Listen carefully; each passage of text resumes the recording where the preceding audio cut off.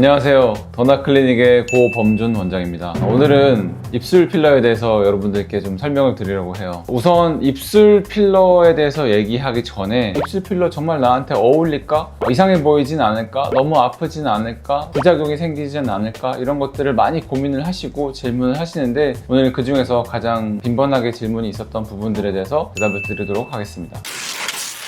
입술 필러 하면 자연스럽게도 가능할까요? 물론입니다. 물론 자연스럽게 가능합니다. 자연스럽다라는 거는 우리 눈에 튀지 않아야 되거든요. 입술에서는 부자연스러운 게 어디서 티가 나냐면 주변 조직들과 볼륨 값이 많이 달랐을 때 부자연스럽게 느껴질 수 있어요. 그래서 입술 필러를 할 때는 최대한 자연스럽게 하려면 일단은 용량이 너무 과해서 입술만 튀어나오지 않게 하는 것도 중요하고 윗입술, 아랫입술의 비율을 맞춰드리는 것도 중요하고 옆모습을 봤었을 때 이마나 코나 앞턱이나 윤곽선을 담당하는 아웃라인들과 부활합게 유지가 되는지 그런 것들을 모두 고려해서 시술을 하게 되는데요. 근데 보통 그런 자연스러운 범위 안에 들어가려면 적정량의 용량을 사용을 하면 되고, 통상적으로는 처음 시술을 하신다라고 하면은 대부분 이제 1cc 미만으로 시술을 하세요. 입술 필러를 할 때 네. 입술만 보지 않고 얼굴 전체를 본다는 게 무슨 뜻일까요?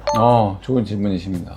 입술만 봐서는 절대로 안 돼요. 왜냐면은 우리 얼굴은 하나의 합작품이거든요. 입술만 단독으로 예뻐서는 안 돼요. 예전에는 2010년대에 막 시술하셨던 시기에는 각각의 아름다움이 총합의 아름다움이라고 착각하던 시기가 분명히 있었던 것 같아요. 그래서 우리의 영원한 밈이었던 강남 언니 같은 모습들이 나왔던 거죠.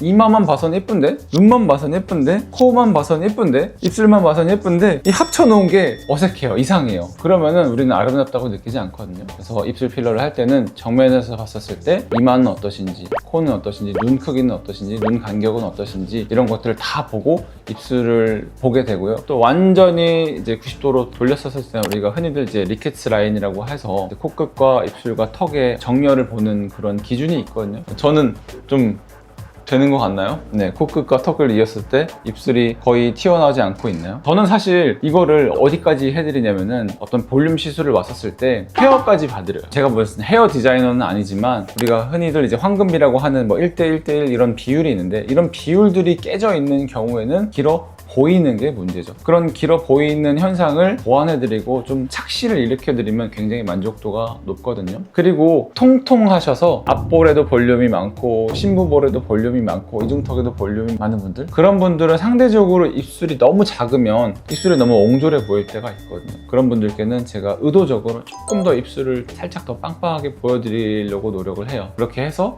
화장법으로 약간 쉐이딩을 좀 하시고 헤어라인도 좀 가리시고 해서 이 중안부 쪽에 좀 시선이 모일 수 있게 볼륨감을 이용을 해서 생기 있어 보이는 얼굴을 만들어 드리려고 노력을 하고, 남자 의사 중에 헤어와 메이크업을 같이 고민을 해드리는 원장은 많지는 않을 겁니다. 네, 그렇다면 내 입술에 어울리는 모양은 어떻게 정해지나요? 보통은 어떤 부분을 고려를 하게 되냐면 단점을 좀 극복을 시켜드리려고 노력을 해요. 예를 들어서 뭐 입술이 너무 말려 들어가서 작아 보여서 옹졸해 보이는 분들이 있다면은 그런 부분을 조금 이렇게 펼쳐드리면서 자연스럽게 이뻐질 수 있게 노력을 해드리고 자신감을 실어드리는 목표로 하고 있고, 그래서 결론적으로는 나에게 어울리는 입술은 무엇일까? 라는 질문에 대답드리기는 사실 굉장히 어렵고, 나는 입술에 대해서 어떤 고민을 갖고 있는가가 더 적합한 질문일 것 같아요. 그 고민을 해결해 드리는 쪽으로 시술하는 게 더 맞는 시술일 것 같고요. 네, 원장님. 그렇다면 네. AI나 3D 분석 같은 데이터 기반 진단도 활용을 하시나요? 물론입니다. 저희 더나클리닉에서는 AI 기반, 또 데이터 기반의 시술을 목표로 하고 있습니다. 지금 현재 고객이 오시면은 3D 스캐너를 통해서 피부를 분석을 하고 윤곽을 분석을 하고 얼굴 타입을 분석을 해서 우리 사람 눈으로 볼 수 없는 1mm, 2mm 차이를 3D 스캔을 통해서 포착을 하고 있고요. 하지만 물론 이런 AI 기반이나 데이터 기반은 결국에는 인간적인 터치를 거쳐야 돼요. 그래서 심의안을 갖고 있는 원장님들이 마지막으로 최종적으로 이런 부분을 검토를 해서 적합하냐 아니냐 혹은 언제 진행할 것이냐 설명드리는 작업도 거치고 당연히 인간적인 터치가 가미가 되고 있습니다. 통증도 한번 거치나요?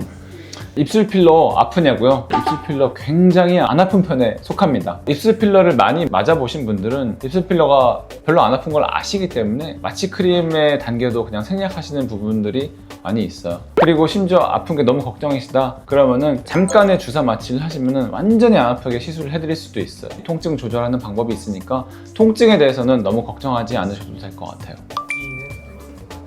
네. 이 입술 필러 이후에 붓기는 당연히 있고요. 이제 시술을 할 때 이제 바늘이 들어가게 되고 그 바늘을 여러 번 찌를 수밖에 없거든요. 시술 특성상. 근데 아까 말씀드렸듯이 그렇게 많이 아프지는 않아요. 그러고 나면은 입술은 해부학적인 특성상 잘 부어요. 원래도 잘 부어요. 시술 이후에는 즉각적인 좀 붓기가 있고요. 그 붓기를 좋아하시는 분도 있고 싫어하시는 분들도 있어요. 심한 붓기는 하루 이틀이면 빠지고요. 미세한 붓기는 한 일주일 정도 지나면은 굉장히 많이 가라앉습니다. 그래서 입술 필러의 완성은 한 일주일 정도 후로 보시는 게 맞고, 붓기도 다 빠지고 필러가 서서히 녹기 시작하면은 한 달 정도 지나서는 약간 아쉬운 시기가 오시기도 해요. 그래서 어떤 분들은 애초에 빠지고 대비해서 좀 더 많이 떴는 분들도 있어요. 고수들이죠. 짝짝이에 대해 고민하시는 분들 네네네. 굉장히 좋은 질문이십니다. 입술 필러를 할 때 이미 비대칭이 있는 입술을 대칭으로 오히려 만들어 드리는 게 되게 용이한 시술이에요. 오른쪽에 조금 더 많이 넣는다든지 오른쪽을 조금 더